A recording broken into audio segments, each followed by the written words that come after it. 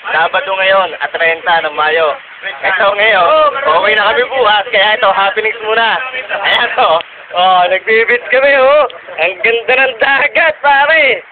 Oh, ayan mga kasama ko, mga ano na yan.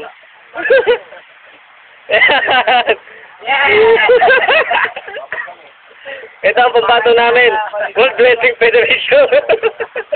South Champion of the World, weighing 225 pounds. Hogan. Ito lang naman handa namin. Pakasakali. What's up? Ang dami pa. May chichiriya, may saging, at ang hindi nawawala sa lahat, matador!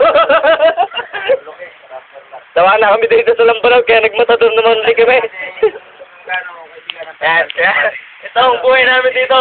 Alam mo, mahirap. Matador dito!